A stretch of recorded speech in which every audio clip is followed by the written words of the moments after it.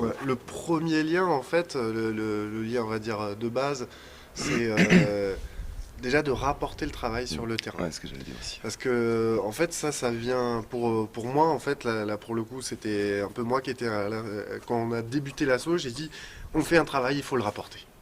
Et pourquoi? Parce que sur des études sociologiques où je suis allé au Sénégal, en 2001, il y avait des évaluateurs qui étaient passés. Alors, je sais très bien les salaires des évaluateurs, qui sont des gros salaires, mais ils n'étaient pas revenus sur le terrain. Ils avaient donné leurs conclusions à la FAO, l'organisme international alimentaire, mais ils n'avaient pas donné leurs conclusions aux habitants, et donc à ceux qui avaient été interrogés. Et je me suis dit, ben, il y a un problème. Et forcément, qu'on allait faire l'exposition Guyane, ben, ils nous attendaient au tournant, en fait, les Guyanais, et Mm. c'est normal. Et ils nous disaient, bon, bah, on a l'habitude, là, les Blancs, là, ils viennent nous prendre en photo, tic-tac-touc, et puis après, on voit plus les photos, ils font des cartes postales, ils gagnent des thunes. Ce qui n'est pas forcément vrai, après, il y a une part de fantasme. Mais il y a cette réalité que... Mais oui, Ouais. bien sûr. Dans les représentations notamment. C'est vraiment ça. Hein. Et après, c'est pour ça que nous, il faut vraiment, ouais, c'est pour ça qu'on accorde beaucoup d'importance à la considération en fait, des personnes avec qui on va travailler. Parce que c'est pas des bénéficiaires, c'est pas, ils sont pas acteurs d'une fiction, ils sont dans leur vraie vie et c'est des partenaires. Et ça, c'est vachement important parce que effectivement, on serait pas honnête et on pourrait pas avoir accès à ces choses-là de toute façon si on n'avait pas, je pense, cette pratique-là ou cette posture-là. Mm. Parce que c'est ça qui va créer du lien aussi et qui va faire que, bah, bien sûr, les gens ils vont t'ouvrir la porte parce qu'ils voient bien qu'ils sont dans une relation d'égal à égal et qu'on n'est pas en train de chercher à tirer quelque chose pour faire un bénéfice dessus. C'est Parce ça. que d'ailleurs, si on, devait on est déficitaire de toute façon C'est sur clair. toutes nos actions, enfin, ou sur Mais beaucoup de nos actions. ça pour pose l'instant. problème d'ailleurs, ça. D'être Cette déficitaire, question-là. effectivement. Non, D'accord. non, de ne pas appeler les gens avec qui on travaille des bénéficiaires. Mais Parce qu'en fait, dans le jargon ouais,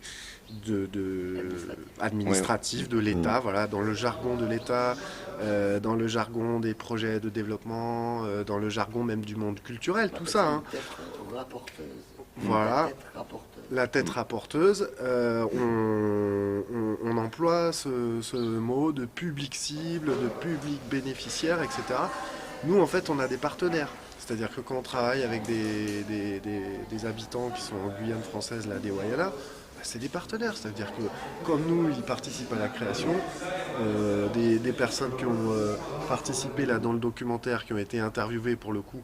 Alors derrière la caméra avec nous dans l'équipe technique, il y avait un seul Sénégalais. Donc on était, les minorités étaient en minorité.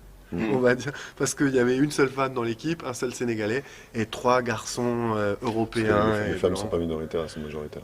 Oui, non, mais tout ça pour dire que Juste pour non, mais minorité en termes de représentation dans le de ouais, et puis, collectif. non, mais par même contre, de pouvoir là, dans là, la sphère là, publique. c'est différent. Et, Minorité voilà. visible, exactement. Et oui, je parlais de minorité visible. Et donc, ce que je voulais dire derrière ça, je ne sais plus où j'étais. Que Non, non, que ce public, voilà, que cette question des publics, le terme en fait de public cible, de public bénéficiaire est très important pour nous et il est très important à modifier. Mais c'est comme les termes de développement, c'est comme les termes, là maintenant on dit le développement durable aussi, etc. C'est des termes souvent qui ont été dévoyés. Et donc, bah, travailler sur la représentation, c'est ça aussi. C'est avoir une personne qui regarde l'exposition. Donc, nous, on a une grande part de médiation dans l'association. C'est vraiment. En fait, finalement, on fait ça pour faire de la médiation. Voilà, c'est pour moi. C'est moi, je parle personnellement, mais c'est un Mm. prétexte quoi, de discuter avec les gens. Et donc, Quand les mots deviennent économiques et qui n'ont plus de sens. Ah, à tout à partir fait, de ce- tout à fait. de ce Mm. principe. Mais voilà. Il y a une autre chose qui Ouais. m'intéresse, c'est pourquoi vous êtes arrivé à Sainte-Foy. Quel est le lien avec Sainte-Foy? C'est grâce à Jean-Marc. tu vois, Alors, en fait, ce qui s'est passé, c'est que L'arrivée de Jérôme aussi. c'est les choses. Et on a parlé du Chez, et entre autres du fait que ils accueillaient des résidences ici. Nous, c'est vrai qu'on était à la recherche depuis un moment d'un lieu où on pouvait se regrouper et enfin sortir cette expo, parce que ça fait un peu plus de 2 ans maintenant qu'on travaille sur ce matériel, et qu'il était important pour nous de trouver, d'être en dehors de chez soi, parce que tu travailles toujours moins bien à la maison, et d'avoir un moment et un espace où on pouvait, de la liberté, pour pouvoir créer cette exposition-là. Il s'avère qu'en discutant avec Jérôme, Jérôme qui a d'ailleurs été vraiment central dans toute la mise en œuvre en fait, de tout ça, parce qu'il a su mettre en lien ma cœur de Bastide, il a su trouver les bons relais, les bonnes idées, et d'ailleurs jusqu'au bout, jusqu'à l'accrochage final, il était là. Et donc ça c'est voilà, l'affiche aussi a été faite par Jérôme Charbonnier, voilà. Copyright, Jérôme Charbonnier. Copyleft, pour le coup. C'est copyleft, c'est Creative Commons plutôt, Ouais. Jérôme Charbonnier. Et du coup en fait c'est tout ça qui nous a amené ici, ce qui après assez ironiquement en fait est hyper bon stratégiquement, dans le sens où on n'est pas tout à fait à mi-chemin entre Toulouse et Bordeaux, mais quand même pas loin, qu'il y a tout un travail intéressant en fait finalement avec le passé bordelais. Il y a un travail intéressant sur le processus de traite négrière et effectivement d'esclavagisme et même des comptoirs français, parce que c'est quand même les gros ports français qui en étaient à l'initiative ou bénéficiaires. Donc il y a une logique là-dedans, et même au-delà de ça, vu qu'on parlait tout à l'heure du triangle des cultures, les trois territoires qui sont du coup le Sénégal, la Guyane et l'Occitanie, on est aussi en pleine Occitanie ici. Donc du coup en fait il y a quelque chose de tout à fait cohérent là-dessus, parce qu'on reste dans des univers culturels en fait qui sont viables. Et tout le jeu, justement, un peu de l'association, ça va être de jouer sur des ponts culturels qui sont existants, mais qu'il faut parfois mettre en lumière. Si ça s'appelle Triangle des Cultures, c'est aussi l'ancien triangle de la traite négrière. Si on parle d'Occitanie, enfin, je veux dire, Toulouse, bien sûr, se revendique occitane, mais on sait très bien qu'ici, il y a 50 ans, les gens ne parlaient pas français forcément au coin de la rue. Ils avaient plutôt tendance à parler occitan entre eux. Et donc, il y a tout ce rapport-là, en fait, qui est hyper intéressant là-dedans. Et donc l'arrivée à Sainte-Foy, en fait, elle est quelque part inattendue, mais tout à fait propice. Parce que ça... Et même dans le projet, en fait, que Cœur de Bastide a, que des acteurs culturels comme Jérôme ont sur le territoire, c'est hyper cohérent. Parce que finalement, nous, on cherche à travailler sur la culture. On est quand même dans une ville où, quand tu fais le tour un petit peu... Oui, voilà, tu as un passé qui est lourd, et tu as aussi un présent qui n'est pas évident. Donc du coup, en fait, c'est comment est-ce que nous tous ensemble, acteurs culturels, on arrive à faire en sorte de donner du sens justement et de remettre en lumière des choses qui ont... Mais déjà, en fait, si jamais, dessus, là, t'as le nom en fait, des 5 personnes qui vraiment... Oui, parce que oui, c'était quand même 5, il y avait 5 personnes quand même dans la création.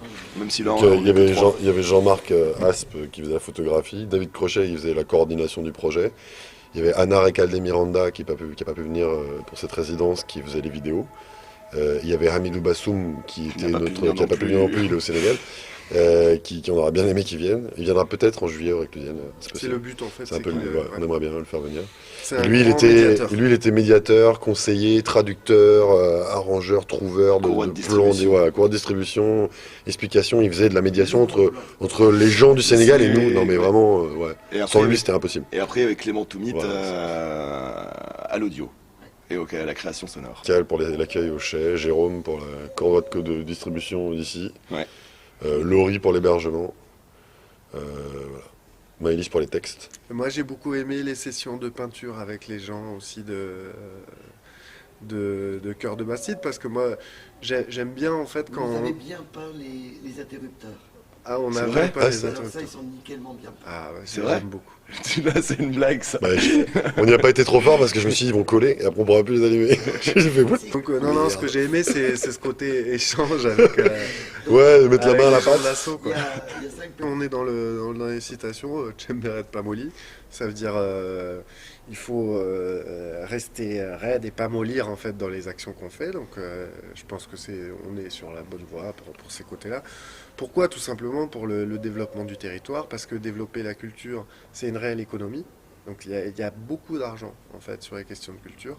Donc ça veut dire beaucoup d'emplois aussi, et ça veut dire développer les territoires. Donc ça fait venir des touristes aussi. Donc c'est pas du tout anodin en fait de travailler sur des événements culturels. Je veux dire en termes d'économie, on pourrait voir les doudins qui ils se tapent des tripes, ils font des exploits. Non, c'est de l'argent réel. Qui est prends garde au présent que tu crées, car il doit ressembler au futur dont tu rêves. Et ça c'est un peu... Et ouais. Oui, mais en fait il faut avoir des rêves. Enfin, Oui, c'est l'imaginaire, le rêve, finalement c'est une des rares libertés gratuites, sans contrôle. Donc du coup il faut y croire à ses rêves. Ouais. Bah, Tout le monde peut avoir des rêves. Ça s'impulse. Ouais.